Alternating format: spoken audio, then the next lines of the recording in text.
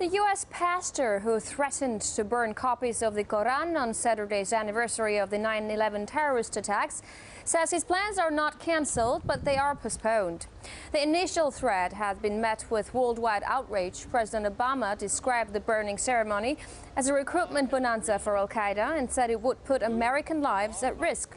Meanwhile, a new poll shows that the U.S. has seen a rise in number of people converting to Islam after 9/11. Artist Priya Sridhar reports on how Americans who recently become Muslims, and they say there's no place for extremism in religion.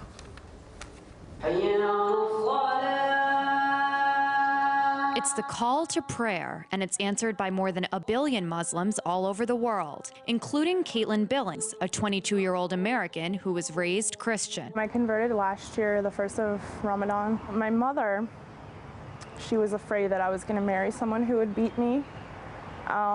She was crying a lot. She thought that I was betraying her by changing my religion to something that she didn't know about.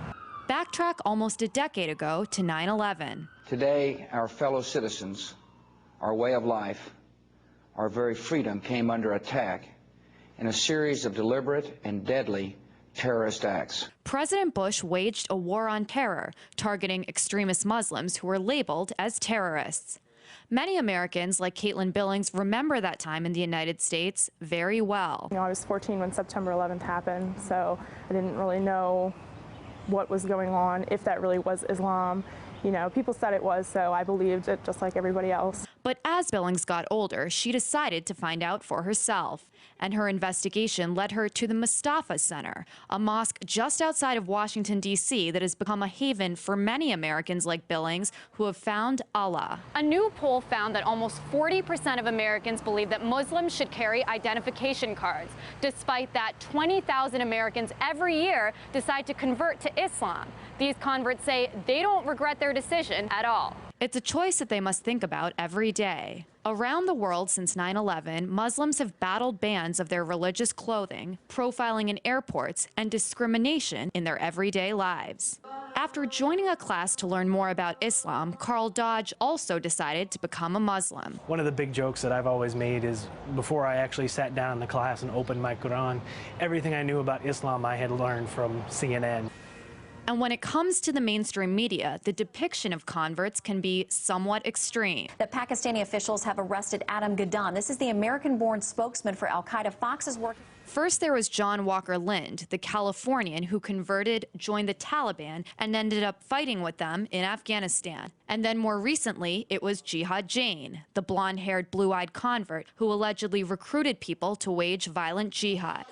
And for many American Muslims like Dodge and Billings, the portrayal of converts is disturbing. It does upset me a little bit because there's a lot of preconceptions people have. And until I actually took the time to open a Quran and see what was written, that was my only impression of Islam, is what I had seen on TV.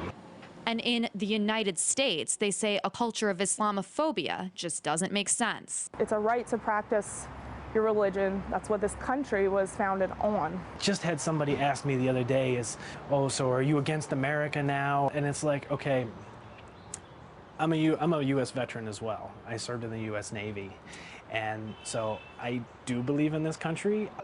No matter what unfolds around her, Billings says she's proud to be a Muslim. If no one in the world wants to talk to me and be my friend, I still don't regret it. A happiness that might not make sense to those around her. Priya Sridhar, RT, Annandale, Virginia.